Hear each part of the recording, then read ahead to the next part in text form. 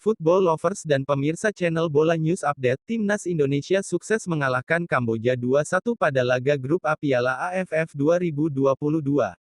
Pertandingan digelar di Stadion Utama Gelora Bung Karno, Jumat tanggal 23 Desember tahun 2022. Pada Piala AFF 2022 kali ini, Timnas Indonesia masuk grup A bersama Thailand, Filipina, Kamboja, dan Brunei. Dua gol kemenangan Indonesia dicetak di babak pertama melalui Egy Maulana Fikri pada menit ke-7, dan Witan Sulaiman pada menit 35. Adapun gol balasan Timnas Kamboja dicetak oleh Saret Kria pada menit ke-15. Apa yang dikatakan pelatih Timnas Indonesia, Shin Tae-yong tidak meremehkan kemampuan Timnas Kamboja terbukti pada jalannya pertandingan, Kamboja mampu merepotkan barisan pertahanan Indonesia.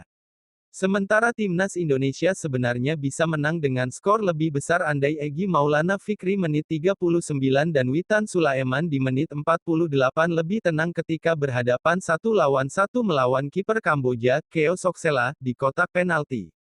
Sejumlah peluang banyak diciptakan Indonesia namun tak satu pun yang berhasil dikonversi jadi gol.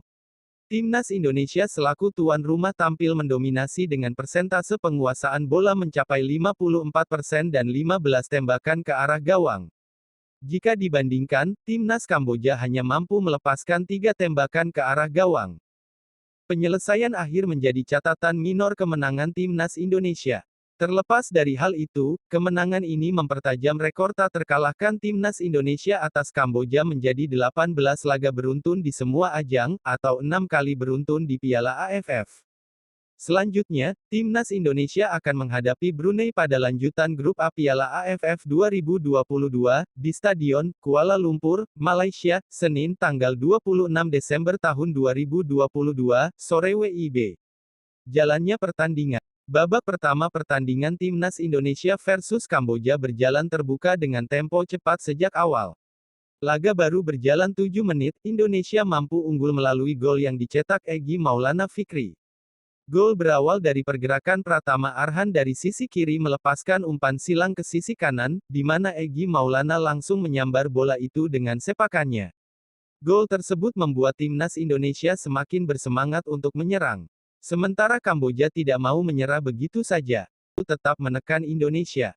8 menit berselang usaha Kamboja berbuah manis, mampu menyamakan skor melalui gol Saret Kria di menit ke-15. Berawal dari sepak pojok.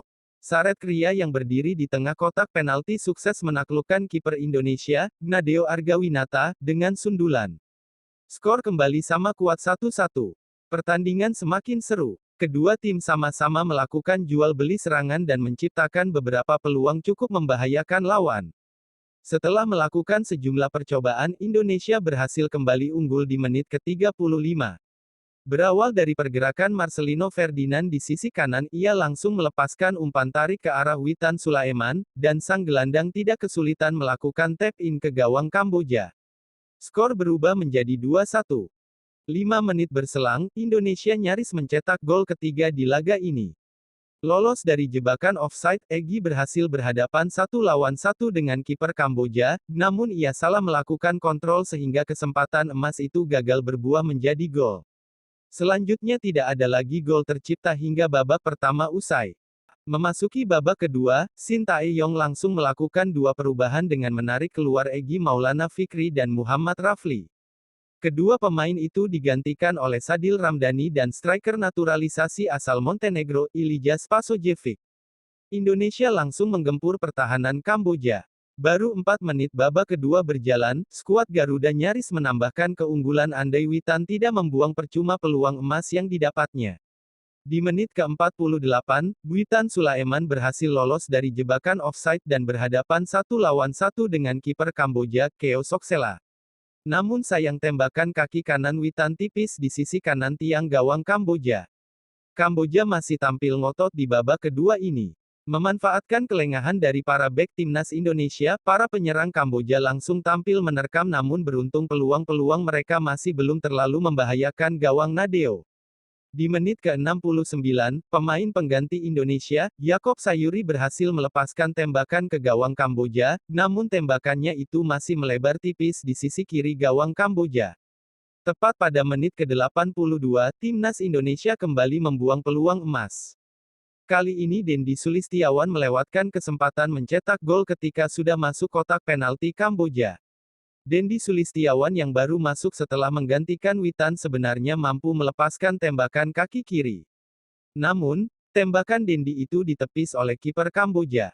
Tidak ada gol tambahan tercipta. Meski tampil mendominasi, Timnas Indonesia hanya mampu unggul dengan skor tipis 2-1. Pemirsa, di depan saya sudah ada Bung Ical. Siap. Dia akan memberikan komentar pertandingan tadi Indonesia melawan Kamboja. Ya. Jadi gimana Bang Ical? Jadi kalau saya melihat permainan, Ya. kita sangat disayangkan cuma menang 2-1. Seharusnya kalau seandainya pemain depan itu tidak gugup, tenang, itu bisa beberapa gol. Iya, tadi peluang juga banyak ya, termasuk Witan ya. Tadi udah tinggal berhadapan dengan kiper ya. Betul. Penyelesaiannya. Nah itu kenapa tuh? Apa karena ini laga perdana? Nah, bisa saja ini laga perdana. Jadi mereka agak sedikit hati-hati. Ya. Gitu. Karena Kamboja ini udah luar biasa sekarang nih peningkatan permainannya. Ya, di laga berikutnya kan Indonesia akan berhadapan melawan Brunei. Ya, kemungkinan ya Indonesia menang lagi ya. Tapi kan nanti kan masih ada Filipina dan Thailand. Nah, jadi peluang Indonesia gimana nih menurut Bang Ical? Jadi untuk Brunei kita harus banyak mendapatkan angka kemenangan untuk modal. Jika nanti misalnya kita melawan Thailand lah terutama, kalaupun kita seri ataupun ya terburuknya kalah, kita masih menjadi runner up ya. Jadi masih ke peluang untuk lolos ada ya gitu ya. Gitu. Oke. Terima kasih Bang Ical. Sip.